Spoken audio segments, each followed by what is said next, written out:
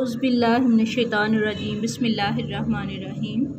عزیز طالبات السلام علیکم۔ سیرت النبی کے حوالے سے بیٹا آج ہم اپنے اس لیکچر میں غزوہ حنین کو ڈسکس کریں گے۔ غزوہ حنین شوال 8 ہجری اور 630 عیسوی میں ہوئی۔ مکہ فتح ہو جانے کے بعد قبائل جو ہیں وہ دھڑا دھڑ اسلام میں داخل ہونا شروع ہو گئے، لیکن قبیلہ بنو حوازن، قبیلہ بنو ثقیف یعنی جو طائف والے تھے، انہوں نے اسلام قبول نہ کیا۔ اس کی وجہ یہ تھی کہ یہ خود سر جنگجو اور طاقتور تھے۔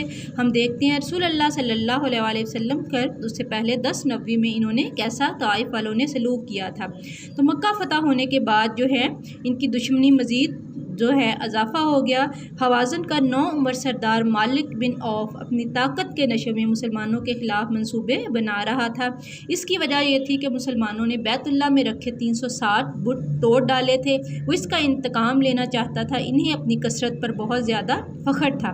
حنین جو ہے یہ مکہ اور طائف کے درمیان ایک وادی کا نام ہے۔ چونکہ یہ جنگ اس مقام پر لڑی گئی اسی لیے اسے غزوہ حنین کہتے ہیں۔ یکم شوال سن 8 ہجری میں یہ مشہور و معروف قبیلہ حوازن جو ہے اس کے ساتھ پیش آئی۔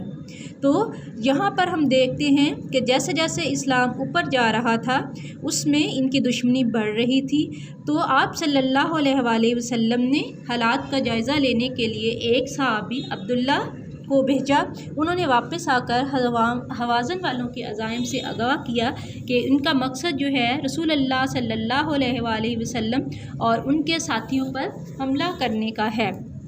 تو چنانچہ آپ صلی اللہ علیہ وسلم نے یہ چاہا کہ یہ حرم کی حدود سے باہر لڑائی ہو اور اس لڑائی میں جو دشمن کی زمین ہے اسی پر سر انجام دی جائے۔ تو اس مقصد کے لیے 12,000 کا لشکر لے کر آپ صلی اللہ علیہ وسلم دشمنوں کی جانب چل پڑے۔ اس لشکر میں 2,000 نومسلم بھی تھے۔ لشکر میں سامان جنگ کی کسی قسم کی کمی نہیں تھی۔ تو اسی وجہ سے مورخین کے نزدیک آپ صلی اللہ علیہ وسلم کے کچھ صحابہ اکرام جو مسلم تھے ان کے زبان سے یہ الفاظ نکلے کہ کون آج ہم پر غالب آ سکتا ہے۔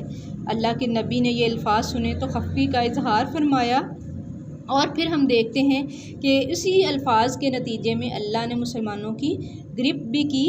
تو ہم دیکھتے ہیں جب آگے حنین والے ہیں تو وہاں عرب کا مشہور و معروف شخص جو ہے ان میں سے ایک درید بن سما تھا۔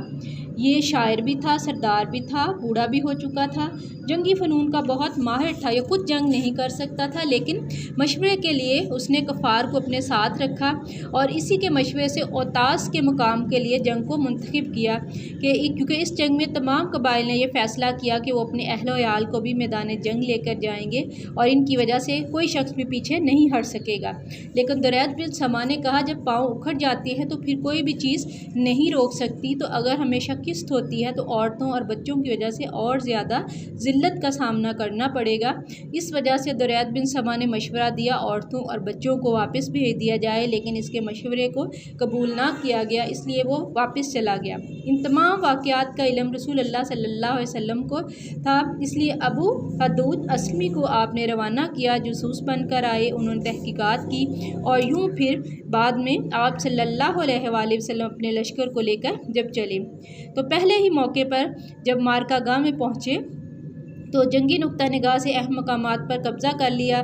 انہوں نے تیر اندازوں کے دستے گھاٹیوں پر مقرر کر دیے تاکہ مسلمانوں پر آسانی سے حملہ کیا جا سکے۔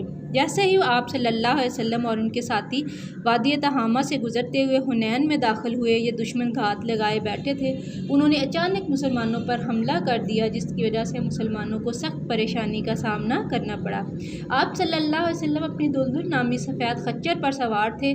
دشمن آپ کے انتہائی قریب پہنچ چکا تھا۔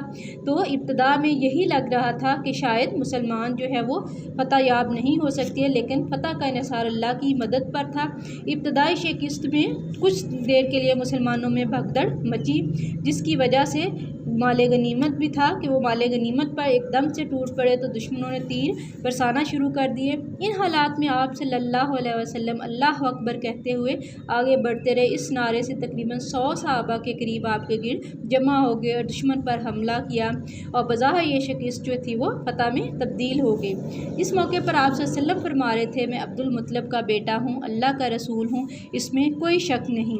तो यहाँ इन वाक़यात के नतीजे में हम देखते हैं कि फिर मुसलमान फतहयाब होते हैं।